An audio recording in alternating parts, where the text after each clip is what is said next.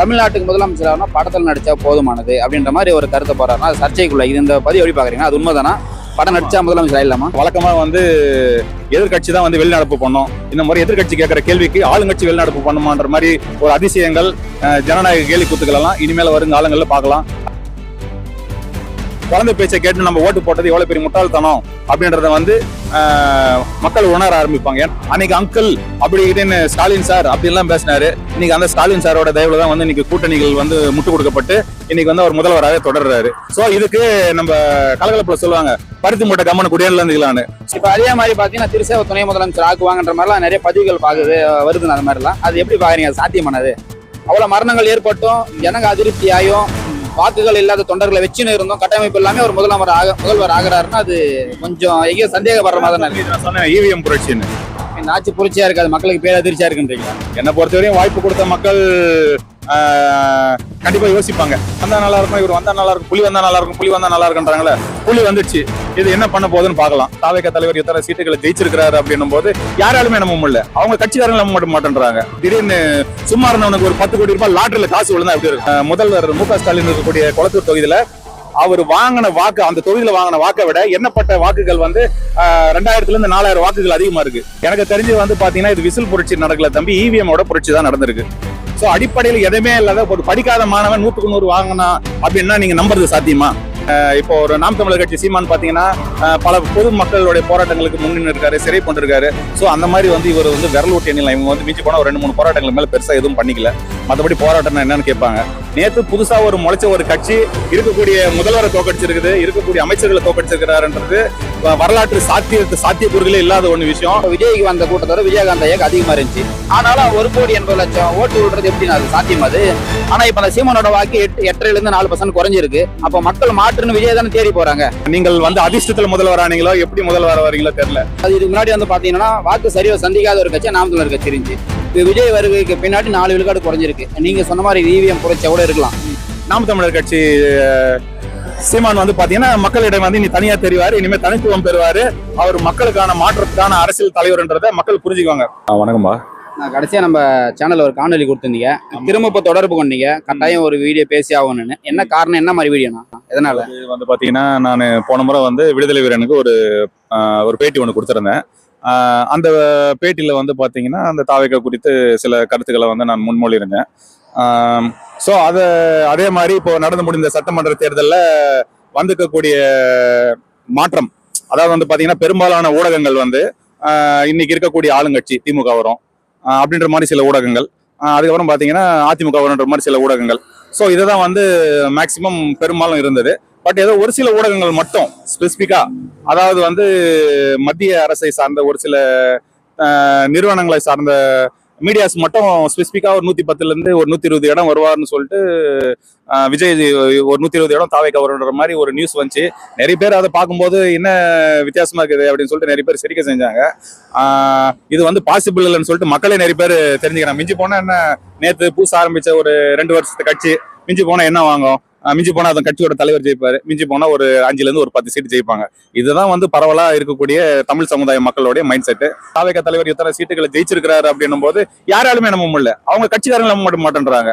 அவங்களுக்கே ஒரு என்ன சொல்றது, திடீர்னு சும்மா இருந்தவனுக்கு ஒரு 10 கோடி ரூபாய் லாட்டரியில காசு விழுந்தா எப்படி இருக்கும்? அவங்க கட்சிக்காரன் நீங்க அதே கட்சியில வெளியே வந்தாலும் நான் அதுலதான் இருந்தேன், அதுலதான் நான் பயணிச்சேன். சோ அந்த கட்சியோட கொள்கைகள் கோட்பாடுகள் சரிப்பட்டு வரல. இருக்கிற கட்சிகளுக்கு மாற்றுன்ற மாதிரி இருக்குன்றதா நான் எதிர்பார்த்து போனேன். பட் ஆனா அது மாற்று இல்லைன்றது தெரிஞ்சு நான் அதுல வெளியே வந்துட்டேன்.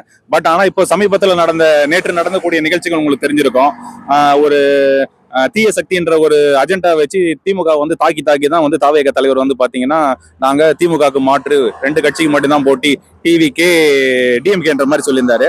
சோ எதை அவர் எந்த கட்சி சரியில்லைன்ற ஒரு அஜெண்டால எடுத்துட்டு போனாரோ, இன்னைக்கு அந்த கட்சியோடைய கூட்டணிகளுடைய சார்புல தான் இன்னைக்கு அவரு ஆட்சி அமைக்கிறது மாதிரியான ஒரு கட்டமைப்பு நடக்குது. போலாம். மெஜாரிட்டி வராதனாலதான் வேற வழி எல்லாம் போறாரு. அது எப்படி? அது மெஜாரிட்டிக்கு அது போறாரு, ஓகே. ஆனா இதை நான் எந்த மாதிரி ஆங்கிள் எடுத்துட்டு போறேன் அப்படின்னா, இப்போ நீங்க தீய சக்தி திமுகன்ற மாதிரி ஒரு அஜெண்டால எடுத்துட்டு போனீங்க. சோ அதே மாதிரி அந்த தீய சக்தி திமுகவுடைய கூட்டணியில் இருக்கக்கூடிய விசிகா, சிபிஎம், விடுதலை சிறுத்தைகள், சிபிஎம் பிளஸ் பாத்தீங்கன்னா ஐஎம்எல், இந்த கட்சிங்கெல்லாம் இவங்க ஆதரவு கேட்டாங்க. பட் இந்த காங்கிரஸ் இவங்க எல்லாம் பாத்தீங்கன்னா யாருன்னா திமுகவுடைய கூட்டணி இருந்து கூட்டணி அலைன்ஸ் வச்சு ஜெயிச்சு வந்தவங்க. இவங்க தான் வந்து தாவேகாக்கு எதிராக நின்று களம் கண்டு இவங்க எல்லாம் ஜெயிச்சு வந்தவங்க. அதே மாதிரி தாவேக வானான்னு டிசைட் பண்ணி திமுக கூட்டணியில திமுக காரங்க ஓட்டு போட்டவங்க தான் இந்த கூட்டணி கட்சிக்காரங்க. ஸோ அப்பேற்பட்ட இவங்க கிட்ட அவங்களுடைய கூட்டணியை வாங்கி தான் வந்து இன்னைக்கு இவர் வந்து இவருடைய முதல்வர் பதவி வந்து இன்னைக்கு நடைமுறை மாதிரி ஆகுது. ஸோ இப்படி வர்றதுனால என்ன ஜனநாயகம் பாதிக்குன்னு பாத்தீங்கன்னா, இவர் வந்து பாத்தீங்கன்னா நாளைக்கு முதல்வராக உட்கார்ந்தாருனோ நாளைக்கு எந்த ஒரு விஷயத்தையும் வந்து இவரால் ஸ்ட்ராங்கா வந்து எடுத்து டிசிஷன் எடுத்து செய்ய முடியாது. சப்போஸ் ஒரு எதிர்கட்சிக்காரங்க தப்பு பண்றாங்க, இவரால் ஒரு கேள்வி கேட்க முடியாது. அவங்க கேட்கற கேள்விக்கு இவரால் பதில் சொல்ல முடியாது. இன்னும் நாளைக்கு ஏதாவது ஒரு கோப்புகளை கையெழுத்திடணும், மத்திய அரசு ஒரு கோப்புகள் கொண்டு வருது, அதை வந்து இவரால் தன்னிச்சையால வந்து கையெழுத்து போட முடியாது. என்ன காரணம்னா இன்னைக்கு இருக்கக்கூடிய பாரதிய ஜனதா கட்சி மும்மொழி கொள்கையை வந்து எடுத்துட்டு வந்து தரேன்னு இருக்காங்க. சோ அது வந்து கையெழுத்து போடக்கூடிய கட்டாயத்துல இருக்கு. அந்த மாதிரி மும்மொழி கொள்கையை வந்து இவங்க எடுத்துட்டு வந்து போட்டாங்கன்னா அதுக்கு வந்து கூட இருக்கிற கூட்டணி கட்சிகள் வந்து ஒத்துக்க மாட்டாங்க. மேல அதாவது வந்து பாத்தீங்கன்னா இப்போ வந்து சென்ட்ரல் கவர்மெண்ட்ல இருந்து ஃபண்ட் அடிக்கடி ரிலீஸ் பண்ணுவாங்க. ஸோ அந்த ஃபண்ட் ரிலீஸ் பண்ணா மத்திய அரசு கொடுக்கக்கூடிய முன்வரைவுகளுக்கெல்லாம் வந்து மாநில கட்சிகள் வந்து கையெழுத்து போடணும். அதுல வந்து சட்ட முன்வரைவுகள்ல வந்து இவர் வந்து கையெழுத்து போடாம காலம் தாழ்த்தினாலும் நம்ம மாநிலத்துக்கு வரக்கூடிய வருவாய் வந்து பாதிக்கப்படும். இன்னொன்னு வந்து பாத்தீங்கன்னா ஏற்கனவே வந்து 10 லட்சத்துக்கு மேல வந்து கோடி கடன் இருக்கு. இவர் வேற நிறைய சொல்லியிருக்கிறாரு. மகளிருக்கு வந்து பாத்தீங்கன்னா 2500 ரூபாய் சொல்லியிருக்காரு. அன்னபூர்ணி திட்டத்தின் கீழே வந்து மாசத்துக்கு 6 சிலிண்டர் தரேன்னு சொல்லிட்டு சொல்லியிருக்காரு. இன்னொன்னு தாலிக்கு தங்கம் தரேன்னு இருக்கிறாரு. அது போக வந்து பாத்தீங்கன்னா பட்டு புடவை, பிறகுற குழந்தைக்கு தாய்மாமன் சிறுன்னு மோதிரம் தரேன்னு சொல்லியிருக்காரு. ஸோ இவர் சொல்லியிருக்கிற விஷயங்கள்லாம் பாத்தீங்கன்னா நம்மளுடைய வருவாயை விட செலவினங்கள் அதிகமா இருக்கு. கிட்டத்தட்ட பாத்தீங்கன்னா அவர் சொல்ற கணக்குல வந்து நம்ம ஒருவேளை கொடுத்தோம்னா கிட்டத்தட்ட நம்ம 6 மாசத்துக்குள்ள கம்ப்ளீட் இருக்கக்கூடிய கஜானா ஃபுல்லா காலி ஆயிடும், திவால் ஆயிடும். ஸோ கடைசியா ஒரு வார்த்தை ஒன்று பதிவு பண்ணிருந்தீங்கன்னா, ரசிகர்கள் தான், சினிமா தான், ஆட்சி அமைது வாய்ப்பு இல்லைன்னு. ஆனா நீங்க சொன்ன வார்த்தை பொய்யா இருக்குல்ல. இப்ப அவர் தான் முதல்வர் ஆக போறாரு, நீங்க சொன்னது பொய்யாயிருச்சு இல்லப்போ? இல்ல தம்பி, நான் சொன்னது அன்னைக்கு சொன்னது இன்னைக்கு சொன்னது என்னைக்கு சொல்றதுமே ஒண்ணுதான். அதாவது வந்து பாத்தீங்கன்னா தமிழ்நாட்டுல எத்தனையோ வந்து கட்சி தலைவர்கள் வந்து கட்சி ஆரம்பிச்சாங்க, குறிப்பிட்ட கணிசமான வாக்கு சதவீதத்தை வாங்கியிருக்காங்க. இதுக்கு பாத்தீங்கன்னா இதுக்கு முன்னாடி மறைந்த கேப்டன் வந்து பாத்தீங்கன்னா கட்சி ஆரம்பிச்சாரு. அவர் ஆரம்பிச்ச புதுசுல வந்து பாத்தீங்கன்னா அவருக்கு வந்து மக்கள் 8% வாக்குகளை வந்து வாங்கி கொடுத்தாங்க. அதாவது வந்து எந்த ஒரு புது கட்சிக்கும் வந்து பாத்தீங்கன்னா இன்னைக்கு இருக்கக்கூடிய திமுக அதிமுக எல்லாம் பாத்தீங்கன்னா அவங்களுக்கு வந்து ஒரு ஆவரேஜா வந்து பாத்தீங்கன்னா ஒரு 32 ஒரு 30 to 32% 35% வாக்குகளை வந்து ஸ்டாண்டர்டா வச்சிருக்காங்க. சோ கூட்டணிகள் கட்சியில் சேரும்போது அவங்களுக்கு ஒரு பிளஸ். சோ அது வந்து பாத்தீங்கன்னா ஒரு 1% 2% தான் திமுக அதிமுக மாறி மாறி வந்து ஆட்சி வர்றது. இதுதான் வந்து நம்ம பல தேர்தல்கள் வந்து பாத்துட்டு இருக்கோம். புதுசா வந்து ஒருத்தர் 2-3 வருஷத்துக்கு முன்னாடி ஒரு கட்சி ஆரம்பிக்கிறாரு. 234 தொகுதியில சுற்றுப்பயணம் கூட கிடையாது, 40 மாவட்டங்களை பரவலா சுத்த கிடையாது, கட்சிக்காரங்க வந்து பிரச்சாரமும் கிடையாது. இப்படி எந்த ஒரு செயல்பாடுகளும் இல்லாத ஒரு கட்சி திடீர் ஜாக்பாட் மாதிரி இன்னைக்கு வந்து பாத்தீங்கன்னா எங்க ஊர்ல வந்து பாத்தீங்கன்னா திமுக அதிமுக இருக்கிற கட்சிகளை விட ஒவ்வொரு பூத்திலையும் வந்து லீடிங் வந்து அதுதான் காட்டுது, லீடிங் வந்து அதிகமா காட்டுது. சோ எனக்கு தெரிஞ்சு அந்த கட்சி பணிகளை யாரும் அந்த அளவுக்கு பெருசா பண்ணல. வேட்பாளர் யாருன்னு தெரியாது. இந்த மாதிரி ஒரு இதுல வந்து இப்போ வந்து பாத்தீங்கன்னா எல்லா கட்சிக்கு தான் மக்கள் ஓட்டு போட்டாங்க. பல பேர் வந்து பாத்தீங்கன்னா நான் டிவிக்கு தான் ஓட்டு போட்டேன், டிவிக்கு தான் ஓட்டு போட்டேன் அப்படின்ற மாதிரி ஒரு மேனிபுலேட், ஒரு பிம்பத்தை கிரியேட் பண்ண ஆரம்பிச்சிட்டாங்க. மக்கள் என்ன நினைச்சாங்க, மக்கள் வந்து இவ்வளவு பேர் டிவிக்கு ஓட்டு போட்டிருக்காங்க போலக்குது அப்படின்ற ஒரு மைண்ட் செட்ல பிக்ஸ் பண்ண ஆரம்பிச்சாங்க. அதே மாதிரி பாத்தீங்கன்னா முதல்வர் மு.க. ஸ்டாலின் இருக்கக்கூடிய கொளத்தூர் தொகுதியில அவர் வாங்கின வாக்கு, அந்த தொகுதியில வாங்கின வாக்கை விட எண்ணப்பட்ட வாக்குகள் வந்து 2000 இருந்து 4000 வாக்குகள் அதிகமா இருக்கு. அது வந்து லாஜிக்கே இல்லைன்னு சொல்ல வரேன் நானு. எனக்கு தெரிஞ்சு வந்து பாத்தீங்கன்னா இது விசில் புரட்சி நடக்கல தம்பி, இவிஎமோட புரட்சி தான் நடந்திருக்கு. அதாவது வந்து பாத்தீங்கன்னா சொல்ல முடியும், என்னால உறுதியா சொல்ல முடியும், இவிஎம் புரட்சி தான் நடந்திருக்கு. இதுல வேற பெரிய மாற்றங்களே கிடையாது. உறுதியா சொல்ல முடியுன்றீங்கன்னா அதுக்கான காரணங்கள் ஏதாவது 1-2? விசில் புரட்சி நடக்கல, இவிஎம் புரட்சின்றீங்க. எதை வச்சு இவிஎம் புரட்சின்னு சொல்றீங்க? ஏன்னா சொல்லணும்னு 10 சொல்ல முடியாதுங்களா? அதுக்கான ஆதாரம் இல்ல, அதுக்கான சான்றுகள் எதனால வேணும் இல்ல? அதாவது வந்து பாத்தீங்கன்னா எனக்கு தெரிஞ்சு நான் அந்த கட்சியில டிராவல் பண்ணேன். அந்த கட்சியில வந்து பெரிய சிறப்பா சொல்லிக்கிற அளவுக்கு கட்டமைப்பும் கிடையாது, அதை முன்கொண்டு எடுத்துட்டு போற அளவுக்கு கட்சி நிர்வாகிகளும் கிடையாது. சோ அடிப்படையில் எதுவுமே இல்லாத ஒரு படிக்காத மாணவன் 100க்கு 100 வாங்கினா அப்படின்னா நீங்க நம்புறது சாத்தியமா? சாத்தியம் இல்ல, கடினம். சோ கள நிலவரம் எனக்கு தெரியும். நாங்களும் வந்து பாத்தீங்கன்னா ஒரு 15-20 வருஷமா வந்து ஒரு பாரம்பரிய கட்சியில இருந்து நாங்க டிராவல் பண்ணிட்டு இருக்கோம். அரசியல் நடப்பு நிகழ்வுகள் எல்லாமே எங்களுக்கு ஓரளவுக்கு தெரியும். பரவலா வந்து என்ன நடக்குது ஏது நடக்குதுன்ற ஓரளவுக்கு கள நிலவரம் எங்களுக்கு ஓரளவுக்கு ஐடியாலஜிகளும் இருக்குது. சோ அதை பேஸ் பண்ணி தான் நான் சொல்றேன். அந்த அளவுக்கு வந்து அவர் பெரிய தாக்கத்தை ஏற்படுத்துற அளவுக்கு இவர் மக்கள் புரட்சி செஞ்சல, ஒரு பொதுவெளியில் நின்று போராடல, 234 தொகுதிக்கு வந்து இவர் வந்து பிரச்சாரம் பண்ணல. இப்போ ஒரு நாம் தமிழர் கட்சி சீமான் பாத்தீங்கன்னா பல பொது மக்களுடைய போராட்டங்களுக்கு முன்னின்று இருக்காரு, சிறை போட்டிருக்காரு. ஸோ அந்த மாதிரி வந்து இவர் வந்து விரல் விட்டு எண்ணிலாம். இவங்க வந்து மிஞ்சி போனா ஒரு 2-3 போராட்டங்களுக்கு மேல பெருசா எதுவும் பண்ணிக்கல. மற்றபடி போராட்டம் என்னன்னு கேட்பாங்க. ஸோ அந்த மாதிரி எதையுமே களத்தில் எதையுமே பண்ணாம இவங்க வந்து ஒரு வெற்றி அறுவடை பண்ணிருக்காங்கன்றது என்னால அதை ஏத்துக்க முடியல தம்பி. இதை வந்து நான் மட்டும் ஏத்துக்கல, பெரும்பாலான மக்கள் வந்து அதை யாரும் ஏற்றுக்க விரும்பல. இன்னைக்கு அவர் பரவலா வந்து இத்தனை தொகுதி ஜெயிச்சிருக்காங்கன்னா அதை வந்து அவர் ரசிகர்களே கொண்டாட மாட்டேன்றாங்க. பொதுமக்கள் வந்து இவ்வளவு பேர் மாற்று அரசியல் அவங்க ரசிகர்களை கொண்டாட மாட்டேங்கன்னு சொன்னீங்கன்னா மக்கள் அதுக்கு ஏத்த மாதிரி ஒரு மௌனம், ஒரு வெற்றி அடைஞ்சதுக்கான மகிழ்ச்சி மக்கள் முகத்துல இல்ல. அது என்ன காரணமா இருக்குண்ணா? அதாவது வந்து பாத்தீங்கன்னா மக்கள் வந்து மக்கள் விரும்பி வாக்களிச்சது ஒண்ணா இருக்கும், வந்தது ஒண்ணா இருக்கும். சோ அந்த மாதிரிதான் இது. சிம்பிளா எளிமையா சொல்ல போனா களத்தூர் தொகுதி, குளத்தூர்ல வந்து பாத்தீங்கன்னா ஒரு 3 முறையா வந்து ஒரு ஸ்டாலின் தான் வந்து முதல்வர் தான் அங்க இருக்கிறாரு. சோ அவர் வந்து அங்க ஒரு ஸ்டார் கேண்டிடேட். அவர் வந்து பாத்தீங்கன்னா 8000 சில்லற வாக்கு வித்தியாசத்துல வந்து தோத்துருக்காரு. அதே மாதிரி பாத்தீங்கன்னா தமிழ்நாட்டுல பரவலா இருக்கக்கூடிய பெரும்பாலான அமைச்சர்கள் வந்து தோத்துருக்காங்க. சோ அவங்கள பரவலா நம்ம பார்த்த அரசியல் ஒவ்வொன்றிலையும் பாத்தீங்கன்னா ஆளுங்கட்சிக்காரங்களே எதிர்கட்சிக்காரங்க தூக்குவாங்க, எதிர்கட்சிக்காரங்க ஆளுங்கட்சி தூக்குவாங்க. நேத்து புதுசா ஒரு முளைச்ச ஒரு கட்சி இருக்கக்கூடிய முதல்வரை தோக்கடிச்சிருக்குது, இருக்கக்கூடிய அமைச்சர்களை தோக்கடிச்சிருக்கிறாருன்றது வரலாற்று சாத்தியக்கூறுகளே இல்லாத ஒண்ணு விஷயம். சோ அதை வந்து ஒரு மேனிபுலேட் பண்ணி நம்ப வைக்கிறதுக்காக முயற்சி பண்றாங்க. பரவலா சொல்லலாம் எந்தெந்த தொகுதியில யார் யார் ஸ்டார் கேண்டிடேட், யார் ஏடிஎம்கே டிஎம்கே இருப்பாங்கன்னு சொல்லுங்க. அந்த பகுதியில் இருக்கக்கூடிய டிவிகே வேட்பாளர்கள் யாரு அப்படின்னா யாருக்குன்னா தெரியுமா? யாருக்குமே தெரியாது. சோ அப்படி இருக்கும்போது பரிச்சயம் இல்லாத ஒரு நபருக்கு மக்கள் வாக்களிக்கிறதுக்கான வாய்ப்புகள் கிடையாது. அப்படியும் வாங்காம போறதுக்கான வாய்ப்புகள் இல்லை. சோ கணிசமா வாங்கலாம், அதை நான் மறுக்கிறதுக்கு இல்லை. குறைஞ்சது என்னை பொறுத்த வரையும் அந்த கட்சிக்கு இருக்கக்கூடிய மக்களுடைய வரவேற்பு பார்த்தா 15% 20% தாராளமா வந்திருக்கும். ஏன்னா ஐயா வந்து விஜயகாந்த் ஐயா ஒரு மாநாடு போறப்ப விஜய்க்கு வந்த கூட்டத்தோட விஜயகாந்த் ஐயாக்கு அதிகமா இருந்துச்சு. அப்படி இருந்தா ஒரு 26 லட்சம் வாக்கு தான் வாங்கினாரு. இவருக்கு விஜயகாந்த் ஐயோட விஜய்க்கு கூட்ட குறைவு தான், ரசிகர்கள் தான். ஆனாலும் 1,80,00,000 ஓட்டு விடுறது எப்படின்னா அது சாத்தியமா? அது என்ன தெரிஞ்ச வரையும் சாத்தியம் இல்லை தம்பி. அது ஏதோ மேனிபுலேட் பண்ணி நம்ப வைக்கிறதுக்கு ட்ரை பண்றாங்க தம்பி. மற்றபடி என்னை பொறுத்த வரையும் இது நிஜமான வெற்றியான என்ன பொறுத்த வரையும் நிழல நிஜமாக்கிருக்காங்கன்னு தான் நான் நம்புவேன். இதே மாதிரி இவிஎம் மிஷின்ல வந்து பாத்தீங்கன்னா நிறைய ட்ரிக் பண்ணி வந்து ஒரு 3-4 வேட்பாளர்கள் இருக்காங்கன்னு வச்சுக்கலாம். ஒருத்தர் வாங்கின ஓட்டுகளை இன்னொருத்தருக்கு வந்து மாத்தக்கூடிய வாய்ப்புகள் நிறைய இருக்கு. இப்போ வந்து பாத்தீங்கன்னா ஒரு 1000 ஓட்டு இருக்குங்களா, ஒரு குறிப்பிட்ட கட்சி வேட்பாளர் இவ்வளவு ஓட்டு வாங்கியிருக்காருன்னா அது அடுத்த கட்சிக்கு மாற்று வேட்பாளருக்கு ஷிஃப்டிங் பண்றதுக்கான வாய்ப்புகள் நிறைய இருக்குது. இது வந்து யூடியூப்ல பாத்தீங்கன்னா உங்களுக்கு தெரியும் இவிஎம் மிஷின்ல குளறுபடிகள் பண்ண முடியுமா முடியாதுன்னு. சோ அந்த மாதிரி குளறுபடிகள் நடந்திருக்குமோன்றது எனக்கு ஒரு பெரிய சந்தேகமா இருக்கு. ஏன்னா பிரதான கட்சிகளே வந்து முன்னிலையில் வராத போது 2 வருடங்களுக்கு முன்னாடி ஆரம்பிக்கப்பட்டு ஒரு பெரிய எந்த ஒரு கள சாத்தியக்கூறுகளும் இல்லாம, கள போராட்டங்களும் இல்லாம, ஒரு கட்டமைப்பு இல்லாத ஒரு கட்சி இவ்வளவு ஒரு பெரிய வெற்றி வந்திருக்குன்றது நம்ப முடியாத ஒண்ணு. இதை வந்து மக்களை வந்து நம்ப வைக்கிறதுக்கு ஏதோ ட்ரை பண்றாங்க. ஏதோ வந்து ஒரு மதவாத சக்தி ஏதோ வந்து தமிழ்நாட்டை வந்து கைப்பிடிக்கிறதுக்காக இவர் யூஸ் பண்ணுதோன்றது எல்லாருக்குள்ள இருக்கிற ஒரு சந்தேகம் எனக்குள்ள இருக்குது தம்பி. கடைசியா ஒரு வார்த்தை, கடைசி காணொலியில ஒரு வார்த்தை பதிவு பண்ணிருந்தீங்க. மாற்றுனா விஜய் இல்ல, மாற்று வந்து சீமான் சொன்னீங்க. ஆனா இப்ப அந்த சீமானோட வாக்கு 8.5% 4% குறைஞ்சிருக்கு. அப்ப மக்கள் மாற்றுன்னு விஜய் தானே தேடி போறாங்க.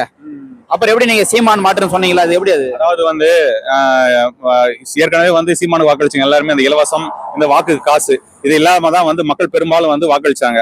சோ இன்னைக்கு வந்து அவருக்கான வாக்கு வங்கின்றது இருக்குது.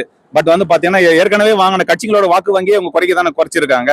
இது வந்து பாத்தீங்கன்னா ஒரு 4 கட்சி நிக்கிறாங்கன்னு வச்சுக்கலாம். இருக்கிற வாக்குகள் வங்கியில் இப்போ ஒரு திமுக இருந்து ஒரு 5000 ஓட்டு, அதிமுக ஒரு 5000 ஓட்டு, நாம் தமிழர் கட்சியிலிருந்து ஒரு 2000 ஓட்டு, இப்படி மேனிபுலேட் பண்றதுக்கு வாய்ப்புகள் இருக்கு. உங்க கணிப்புப்படி நாம் தமிழரோட வாக்கு வந்து குறைய வாய்ப்பு இல்ல எனக்கு தெரிஞ்சு. அதாவது வந்து விழுந்த ஓட்டு விழுந்திருக்கு, பட் அது கவுண்ட்ல ஆட் ஆச்சான்றதே எனக்கு பெரிய சந்தேகமா இருக்குது. பரவலாக பேசப்பட்ட விஷயம் இருக்கிற ஆளுங்கட்சி இன்னைக்கு மறுபடியும் வரதுக்கான வாய்ப்பு பண்ற மாதிரி தான் இருக்கக்கூடிய மீடியாஸ் எல்லாம் சொன்னாங்க. அதே மாதிரி பாத்தீங்கன்னா நாம் தமிழர் கட்சியில வந்து சீமான் வந்து காரைக்குடியில் ஜெயிப்பாருன்ற மாதிரி தான் ஒரு கணிப்புகள் இருந்தது. சோ அதையும் வந்து மக்கள் எதிர்பார்த்தாங்க. காரைக்குடியில சீமான் ஜெயிப்பாரு, பரவலா வந்து ஒரு 1 ஒரு 10 இடம் வந்து தாவேக தலைவர் விஜய் ஜெயிப்பாரு, செங்கோட்டையன் இதர கூடிய ஆதவ அர்ஜுனா ஒரு சில முக்கிய புள்ளிகள் கண்டிப்பா ஜெயிப்பாங்க. 1 to 10ன்றது ஒரு பரவலா எதிர்பார்க்கப்பட்ட விஷயம் தான். மற்றபடி ஒரு 15% 20% வாக்கு வாங்கி அவங்களுக்கு இருக்குன்றதை நான் இன்னைக்கு வரையும் மறுக்க விரும்பல. பட் ஆனா 30-35ன்றதெல்லாம் அது வந்து நடைமுறைக்கு சாத்தியம் இல்லாது. சோ எனக்கு வந்து இவிஎம் மிஷின்ல மேல ஒரு சந்தேகத்துக்கு உரிய இதுவா இருக்கு. இன்னைக்கு வந்து பாத்தீங்கன்னா ஒரு முதல்வர் தான், இன்னைக்கு இருக்கக்கூடிய நடிகர் தான் முதல்வர் வரதுக்கான வாய்ப்புகள் அதிகமா இருக்கு. அவருக்கு நான் சொல்லிக்கக்கூடிய ஒண்ணுதான், நீங்கள் வந்து அதிர்ஷ்டத்துல முதல்வர் ஆனீங்களோ எப்படி முதல்வர் வரீங்களோ தெரியல. தயவு செஞ்சு உங்களை நம்பி இத்தனை வாக்கு போட்ட இத்தனை கோடி மக்களுக்கு நீங்க நல்லது செய்யறதுக்கு ட்ரை பண்ணுங்க. இன்னொரு கேள்வினா, இப்ப நாம் தமிழர் கட்சி தம்பிமார்கள்லாம் வாக்கு வந்து குறைஞ்சிருச்சு. 8 விழுக்காடு. இதுக்கு முன்னாடி வந்து பாத்தீங்கன்னா வாக்கு சரியா சந்திக்காத ஒரு கட்சியா நாம் தமிழர் கட்சி இருந்துச்சு. இப்ப விஜய் வருகைக்கு பின்னாடி 4 விழுக்காடு குறைஞ்சிருக்கு. நீங்க சொன்ன மாதிரி இவிஎம் புரட்சியா கூட இருக்கலாம். இப்ப 4 விழுக்காடு குறைஞ்ச உடனே நாம் தமிழர் கட்சியில இருக்கிற பொறுப்பாளர்கள் தம்பிமார்கள் என்ன சொல்றாங்க, மக்களுக்கான பிரச்சனை சீமானவர்கள் முன்னெடுக்க கூடாது, அடுத்தடுத்து மக்களுக்கு போய் நின்றும் அவர் வந்து மதிக்க மாட்டேன், உதாசீனப்படுத்துறாங்க, நம்ம சீமான தேடுற காலம் வரும், மக்கள் பிரச்சனைக்காக நிக்காம இருந்தா போதுன்ற மாதிரி ஒரு கருத்து சொல்றாங்கன்னா இந்த கருத்து எப்படி பாக்குறீங்க? இல்ல தம்பி, அதாவது வந்து பாத்தீங்கன்னா இப்போ நேத்து நடந்த விஷயத்துல அவங்க தெரிஞ்சிருப்பாங்க. அதிமுக திமுக மாற்றுதான்னு சொல்லிட்டு தாவேகா தலைவர் சொன்னாரு. இன்னைக்கு திமுக கூட்டணியில் இருக்கக்கூடிய கட்சிகளாலதான் இவருடைய கட்சியை வந்து இன்னைக்கு மெஜாரிட்டி காட்டி இதுல அமைச்சரவையில முதல்வரை உட்கார போறாரு. சோ அப்படி இருக்கும்போது இவங்களுக்கு மாற்றம்னு சொல்லிட்டு அந்த முக்கோண விதிகள்ல வந்துட்டாரு அவரு. முன்ன வந்து 2 பேர் இருந்தாங்க, இவங்க அவங்கன்ற மாதிரி. இன்னைக்கு ஏபிசி இந்த வந்து பாத்தீங்கன்னா நீளமா அந்த கோம்பு இன்னைக்கு முக்கோணம் மாதிரி இருக்குது. இந்த முக்கோண அரசியல்ல 3 பேர் முடிச்சிட்டு இருக்காங்க. அதிமுக திமுக தாவேகா இவங்க 3 பேர் அந்த முக்கோணத்துல அடங்கிட்டாங்க. அவர் வந்து நாம் தமிழர் கட்சி சீமான் வந்து பாத்தீங்கன்னா மக்களிடம் வந்து இனி தனியா தெரிவாரு, இனிமே தனித்துவம் பெறுவாரு, அவர் மக்களுக்கான மாற்றத்துக்கான அரசியல் தலைவர்ன்றதை மக்கள் புரிஞ்சுக்குவாங்க. ஏன்னா ஓடி ஓடி வந்து பாத்தீங்கன்னா ஆட்சியை பிடிக்கணும்னு சொல்லிட்டு ஓடி ஓடி அள்ளி அள்ளி இலவசங்கள் அறிவிச்சாங்க. அதனோட விளைவு தான் பாத்தீங்கன்னா இன்னைக்கு வந்து நாடு கடனாளியா இருக்கிறது. புகழ்பெற்ற ஒரு நடிகர், பெயர் சொல்ல விரும்பல, அவர் வந்து தமிழ்நாட்டை சேர்ந்தவர்ல, பிற மாநிலத்தை சேர்ந்தவர். அவர் ட்விட்டர்ல ஒரு பதிவு போட்டிருக்காரு. என்ன பதிவு போட்டிருக்காருன்னா, தமிழ்நாட்டுக்கு முதலமைச்சர் ஆகணும் படத்தில் நடிச்சா போதுமானது அப்படின்ற மாதிரி ஒரு கருத்தை போறாருன்னா அது சர்ச்சைக்குள்ள. இது இந்த பதிவு எப்படி பாக்குறீங்கன்னா, அது உண்மைதானா? படம் நடிச்சா முதலமைச்சர் ஆயிடலாமா? ஆமா ஆமா, அதாவது வந்து பாத்தீங்கன்னா மக்கள் வந்து இருக்கக்கூடிய கவர்ச்சியை வச்சு, அந்த சினிமா கவர்ச்சியை வச்சு மக்கள் புரட்சி வச்சு அரசியல் கட்சி ஆரம்பிச்சிடுறாங்க. ஸோ அது மூலியமா வந்து ஒரு வாக்கு வாங்கி இருக்கிறதா அவங்களுக்கான ஒரு பிம்பத்தை கட்டமைச்சு அவங்க வந்து பொலிட்டிக்கலா ரன் பண்றாங்க. ஸோ மக்களுடைய அறியாமை சினிமாக்காரர்களுக்கு ஒரு ஆயுதமா பயன்படுது. ஒரு முன்னாள் தாவேக நிர்வாகியா இது வந்து ஈவிஎம் புரட்சி தான், விசில் புரட்சி கிடையாது. புரட்சி எல்லாம் கிடையாதுப்பா.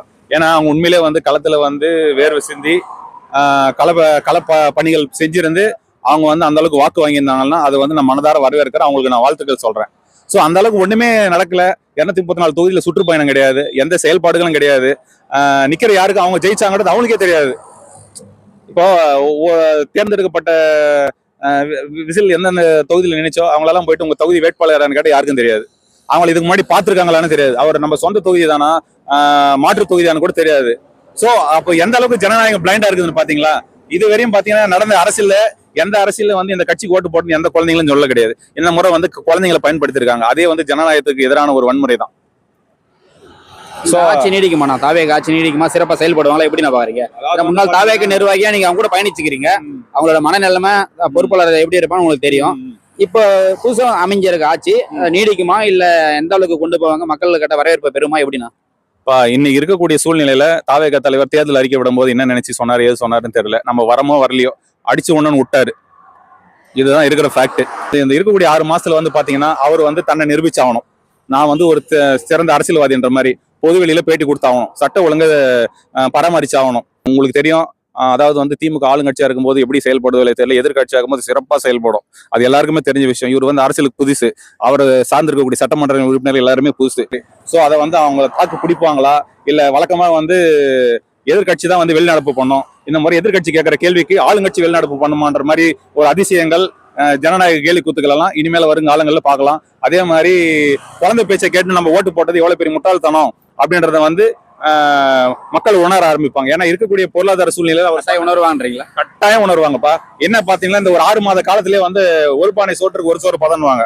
சோ அந்த 6 மாத காலத்துல நகர்ல வந்து வட்ட செயலர் வந்து ஒரு 10 வயசு பண்ண கற்பழிக்கிற மாதிரி பாலியல் கூட்டம் ஈடுபட்டதா ஒரு இதாச்சுன்னா, அதே மாதிரி தஞ்சாவூர்ல எம்எல்ஏ வந்து மதுபாட்டோட கையில் இது பண்றாரு. ஒரு சட்டமன்ற உறுப்பினர் மக்கள் பிரதிநிதி அவர் அந்த மாதிரி மதுபாட்டலோட இருந்தா அப்புறம் அந்த தொகுதி யாரு பாத்துக்குவாங்க? இவ்வளவு நாள் வந்து அவரு எல்லாத்துக்குமே வந்து காரணம் திமுகவை தான் பிளேம் பண்ணியிருந்தாரு. சோ இதுக்கு மேல வரக்கூடிய அனைத்து விஷயங்களுக்கும் வந்து பாத்தீங்கன்னா ஒட்டு மொத்தமா தாவேக மாதிரி தான் ஒரு பிம்பம் கிரியேட் ஆகும். இன்னொரு முக்கியமான கேள்வினா, நீங்க முன்னாள் தாவேக நிர்வாகியா விஜய் அவர்கள் தனிச்சு நிக்கிறாருன்னு நீங்க ஆதரிச்சீங்க. இப்போ அதே விஜய் அவர்கள் காங்கிரசுடன் கூட்டணி, தாவேக காங்கிரஸ் கூட்டணி, இதை நீங்க தாவேகோட முன்னாள் நிர்வாகியா இதை நீங்க எப்படி பாக்குறீங்கன்னா?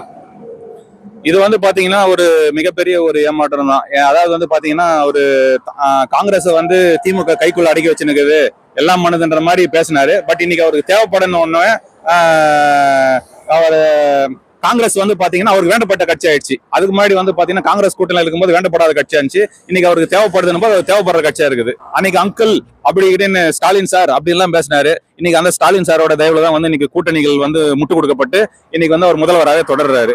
சோ இதுக்கு நம்ம கலகலப்புல சொல்லுவாங்க, பருத்தி மூட்டை கம்மனு குடியேறல இருந்துக்கலான்னு. சோ எனக்கு எந்த காமெடி தான் தம்பி ஞாபகத்துக்கு வருது? இதுக்கு முன்னாடி அவரே கருப்பு சிவப்பு சைக்கிள்ல போய் தான் வாக்கு சேகரிச்சுக்கன்னு ஒரு காணொலி ஆதவர்ஜம் பதிவு பண்ணாரு மேடையில. இப்ப திமுக தீய சக்தின்னு இவர் சொன்னாரு. அப்ப வந்து ஆதரிச்சாரு விஜய் சைக்கிள்ல போயிட்டு. அப்புறம் அவரே எதிர்த்தாரு தீய சக்தின்னு. இப்ப அந்த தீய சக்தியில இருக்கிற கூட்டணி கட்சி கூட தான் ஆட்சி அமைக்க போறாரு. இது எப்படி நான் பாக்குறீங்க? இது உண்மையிலே மாற்று இருக்குமா மக்களுக்கு? அதாவது வந்து பாத்தீங்கன்னா இது வந்து விஜய் வந்து தன்னிச்சு மெஜாரிட்டி வந்து அவர் முதல்வராக இருந்தானா அது நிஜமான மாற்று. இல்லைன்னா அவரு அப்பயே வந்து கூட்டணி நிறைய பேர் கூப்பிட்டாங்க, அப்ப யாரும் வரல. இன்னைக்கு வந்து பாத்தீங்கன்னா அவர் கூட கூட்டணிக்கு போனா நமக்கு அமைச்சர் பதவி கிடைக்கும், நாளைக்கு இது டெப்டி சிஎம் கிடைக்கும் என்ற மாதிரி இன்னைக்கு ஒரு ஆசையில வராங்க. சோ வரவங்க யாரும் வந்து ஊழல் கரைப்படியாமலோ இல்ல குற்றங்களுக்கு இது பண்ணாமலோ இருக்க மாட்டாங்க. சோ இதுல வந்து ஊழல் நடக்கிறதுக்கான வாய்ப்புகளும் அதிகம் நிறைய இருக்கு தம்பி. அவங்களுக்கு வந்து அடுத்த கட்ட நகர்வு என்ன பண்றது அவங்களுக்கு தெரியாது. ஏன்னா அவங்க களத்துக்கு புதுசு, அவங்க எல்லாத்துலயும் கன்ஃபியூஸ் ஆகிறாங்க. சின்ன விஷயத்துல டக்குன்னு ஃபீஸ் போறாங்க. அவங்களுக்கு வந்து ஐடியாலஜிக்கல் தேவை.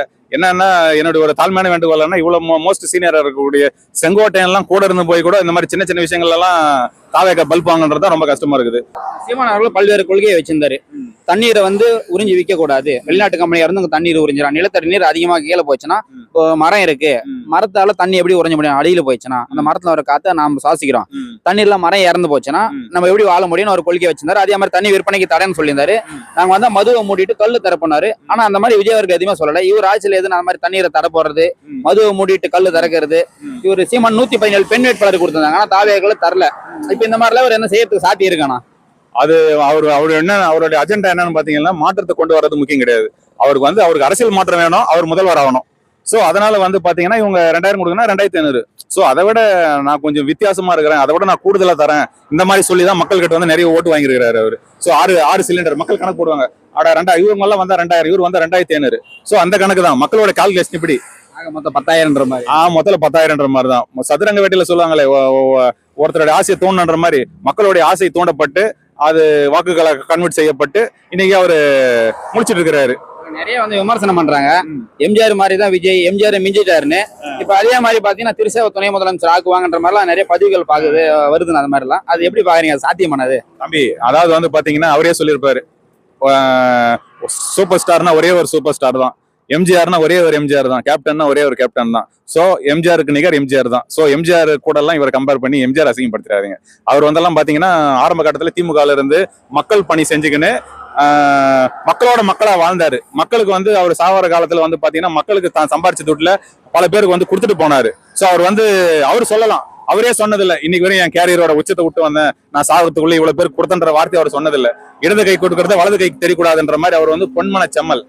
சோ அவரை வந்து இவர் கூட தயவு செஞ்சு கம்பேர் பண்ணாதீங்க. அவர் வந்து ஏற்கனவே திமுக பயணம் பண்ணவர், கட்சி கட்டமைப்புன்னு அவருக்கு என்ன தெரியும், ஆட்சி அதிகாரங்கள் அவருக்கு தெரியும். சோ அவர் வேற இவர் வேற. விஜய் அவர்கள் பிரச்சாரம் மேற்கொண்டா எல்லா கூட்டத்திலயும் மரணம் ஏற்படுது. கரூர்ல 40 பேர் இறந்தாங்க. எங்க போனாலும் ஒரு மரணம் தான், வாகனத்துல விபத்து ஏற்படுறது, அந்த மாதிரிதான் இருந்துச்சு. இவ்வளவு விஷயம் நடந்தா ஒரு முதலமைச்சர் ஆயிருக்காருன்னா அது எப்படின்னு அது சாத்தியம்? கொஞ்சம் நம்பகத்தன்மை இல்லாத மாதிரி தானே இருக்கு. அவர் போற இடமெல்லாம் மரணம் ஏற்படுது, கொள்கை இல்ல, கோட்பாடு இல்ல, ஒரு கட்டமைப்பு இல்ல, அந்த மாதிரிதான் இருக்காங்க. இன்னும் பாதி பேருக்கு வாக்கே இல்லைன்ற மாதிரி எல்லாம் பார்த்து நம்ம அவ்வளவு மரணங்கள் ஏற்பட்டும் ஜனங்க அதிருப்தி ஆயும் வாக்குகள் இல்லாத தொண்டர்களை வச்சுன்னு இருந்தோம், கட்டமைப்பு எல்லாமே ஒரு முதல்வர் ஆகிறாருன்னா அது கொஞ்சம் எங்கேயோ சந்தேகப்படுற மாதிரி தான் இருக்கு. நான் சொன்னேன் இவிஎம் புரட்சின்னு. இதே வந்து வாக்கு சீட்டை வச்சு அவரு முதல்வர் ஆனாருன்னா நீங்க சொல்லுங்க, நான் அதை ஒத்துக்கிறேன். இவிஎம் கட்டாயமா இவிஎம் புரட்சி தான். இவிஎம்ல தான் எனக்கு சந்தேகமா இருக்குது. ஏன்னா இவிஎம்ல பண்ணக்கூடிய வாய்ப்புகள் நிறைய, அவருக்கு கணிசமா வாக்குகள் விழுந்திருக்கலாம். ஆனா இருக்கக்கூடிய ஆளுங்கட்சி எதிர்கட்சிகளை பீட் பண்ற அளவுக்கு எல்லாம் அது இம்பாசிபிள். நான் உங்களுக்கு எளிமையா சொல்ல போனா, ஒரு 2 வயசு குழந்தை +2 பாஸ் பண்ணிச்சுன்னா உங்களால நம்ப முடியுமா? சோ என்னுடைய மைண்ட் செட்ல போறதும் அதுதான். இந்த ஆட்சி புரட்சியா இருக்காது, மக்களுக்கு பேரதிர்ச்சியா இருக்குன்றீங்களா? என்னை பொறுத்தவரையும் வாய்ப்பு கொடுத்த மக்கள் கண்டிப்பா யோசிப்பாங்க. அதாவது வந்து இவர் வந்தா நல்லா இருக்கும், இவர் வந்தா நல்லா இருக்கும், புலி வந்தா நல்லா இருக்கும், புலி வந்தா நல்லா இருக்குன்றாங்களே, புலி வந்துடுச்சு, இது என்ன பண்ண போகுதுன்னு பார்க்கலாம்.